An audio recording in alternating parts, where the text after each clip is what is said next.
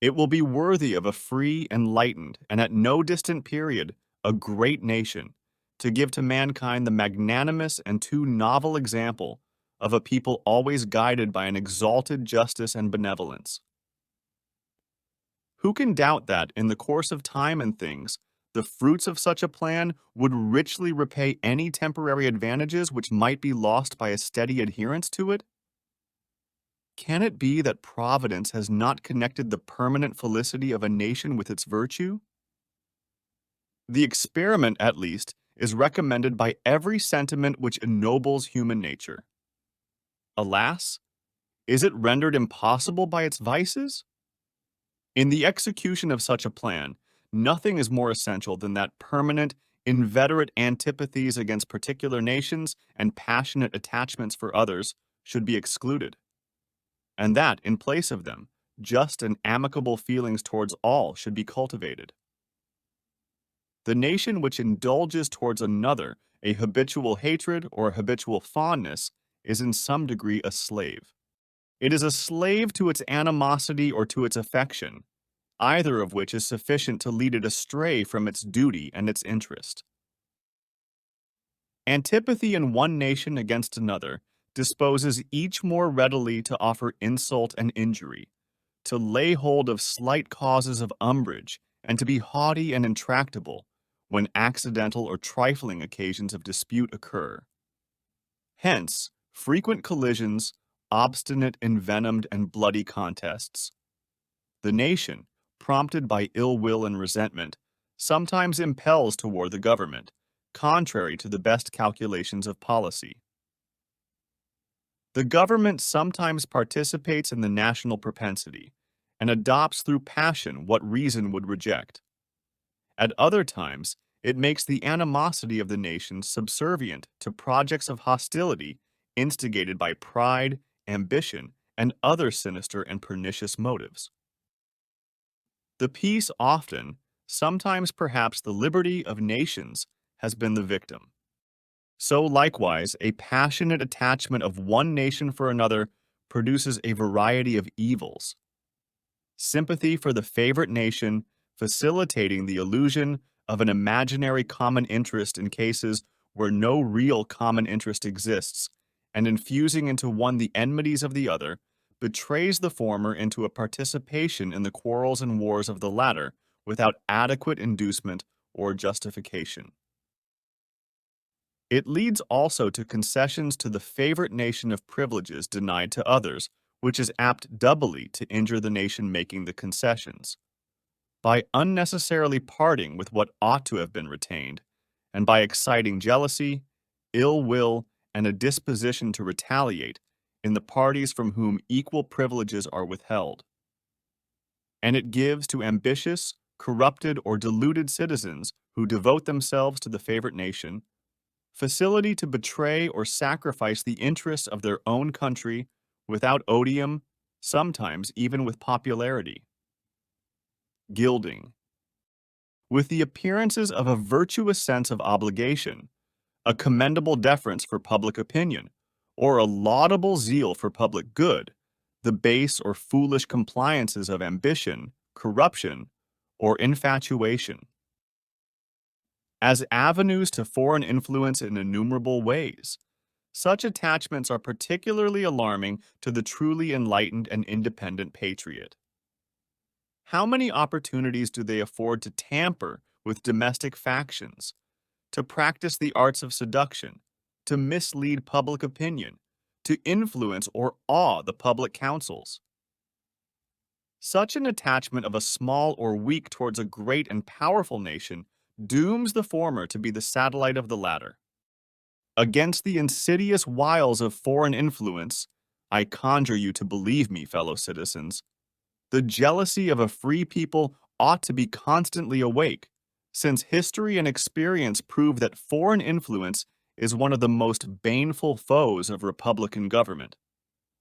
But that jealousy to be useful must be impartial, else it becomes the instrument of the very influence to be avoided, instead of a defense against it. Excessive partiality for one foreign nation and excessive dislike of another cause. those whom they actuate to see danger only on one side and serve to veil and even second the arts of influence on the other. Real patriots who may resist the intrigues of the favorite are liable to become suspected and odious, while its tools and dupes usurp the applause and confidence of the people to surrender their interests. The great rule of conduct for us in regard to foreign nations is in extending our commercial relations, to have with them as little political connection as possible. So far as we have already formed engagements, let them be fulfilled with perfect good faith. Here let us stop. Europe has a set of primary interests which to us have none, or a very remote relation. Hence, she must be engaged in frequent controversies, the causes of which are essentially foreign to our concerns. Hence, therefore, it must be unwise in us to implicate ourselves by artificial ties in the ordinary vicissitudes of her politics, or the ordinary combinations and collisions of her friendships or enmities. Our detached and distant situation invites and enables us to pursue a different course. If we remain one people under an efficient government, the period is not far off when we may defy material injury from external annoyance. When we may take such an attitude as will cause the neutrality we may at any time resolve upon to be scrupulously respected. When belligerent nations, under the impossibility of making acquisitions upon us, will not lightly hazard the giving us provocation. When we may choose peace or war, as our interest guided by justice shall counsel. Why forego the advantages of so peculiar a situation? Why quit our own to stand upon foreign ground? Why, by interweaving our destiny with that of any part of Europe, entangle our peace and prosperity in the toils of European ambition, rivalship, interest, humor, or caprice? It is our true policy to steer clear of permanent alliances with any portion of the foreign world. So far, I mean, as we are now at liberty to do it. For let me not be understood as capable of patronizing infidelity to existing engagements. I hold the maxim no less applicable to public than to private affairs, that honesty is always the best policy. I repeat it, therefore, let those engagements be observed in their genuine sense. But in my opinion, it is unnecessary, and would be unwise to extend them. Taking care always to keep ourselves by suitable establishments on a respectable defensive posture, we may safely trust to temporary alliances for extraordinary emergencies. Harmony, liberal intercourse with all nations are recommended by policy, humanity, and interest. But even our commercial policy should hold an equal and impartial hand, neither seeking nor granting exclusive favors or preferences, consulting the natural course of things, diffusing and diversifying by gentle means the streams of commerce, but forcing nothing, establishing, with powers so disposed in order to give trade a stable course, to define the rights of our merchants, and to enable the government to support them, conventional rules of intercourse, the best that present circumstances and mutual opinion will permit, but temporary and liable to be from time to time abandoned or varied, as experience and circumstances shall dictate. Constantly keeping in view that it is folly in one nation to look for disinterested favors from another, that it must pay with a portion of its independence for whatever it may accept under that character, that, by such acceptance, it may place itself in the condition of having given equivalents for nominal favors, and yet of being reproached with ingratitude for not giving more. There can be no greater error than to expect or calculate upon real favors from nation to nation. It is an illusion which experience must cure, which a just pride ought to discard. In offering to you, my countrymen, these counsels of an old and affectionate friend, I dare not hope they will make the strong and lasting impression I could wish. that they will control the usual current of the passions, or prevent our nation from running the course which has hitherto marked the destiny of nations. But if I may even flatter myself that they may be productive of some partial benefit, some occasional good, that they may now and then recur to moderate the fury of party spirit, to warn against the mischiefs of foreign intrigue, to guard against the impostures of pretended patriotism. This hope will be a full recompense for the solicitude for your welfare, by which they have been dictated. How far in the discharge of my official duties I have been guided by the principles which have been delineated, the public records and other evidences of my conduct must witness to you and to the world. To myself, the assurance of my own conscience is that I have at least believed myself to be guided by them. In relation to the still subsisting war in Europe, my proclamation of the 22nd of April, I 793, is the index of my plan.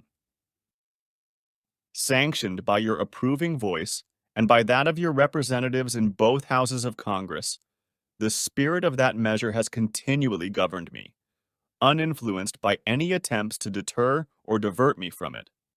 After deliberate examination, with the aid of the best lights I could obtain, I was well satisfied that our country, under all the circumstances of the case, had a right to take, and was bound in duty and interest to take, a neutral position.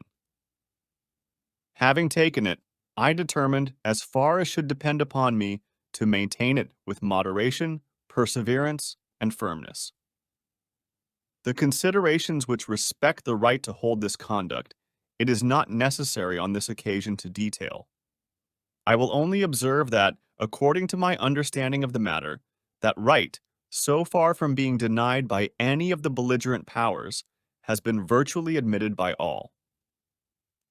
The duty of holding a neutral conduct may be inferred, without anything more, from the obligation which justice and humanity impose on every nation, in cases in which it is free to act, to maintain inviolate the relations of peace and amity towards other nations. The inducements of interest for observing that conduct will best be referred to your own reflections and experience. With me, a predominant motive has been to endeavor to gain time to our country to settle and mature its yet recent institutions, and to progress without interruption to that degree of strength and consistency which is necessary to give it, humanly speaking, the command of its own fortunes. Though in reviewing the incidents of my administration, I am unconscious of intentional error, I am nevertheless too sensible of my defects not to think it probable that I may have committed many errors.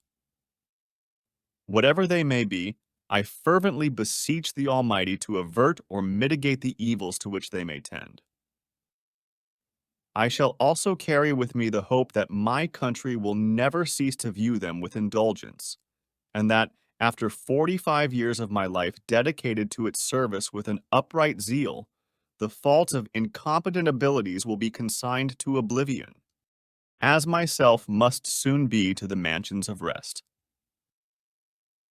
Relying on its kindness in this as in other things, and actuated by that fervent love towards it, which is so natural to a man who views in it the native soil of himself and his progenitors for several generations, I anticipate with pleasing expectation that retreat in which I promise myself to realize, without alloy, the sweet enjoyment of partaking, in the midst of my fellow citizens, the benign influence of good laws under a free government, the ever-favorite object of my heart, and the happy reward, as I trust, of our mutual cares, labors, and dangers.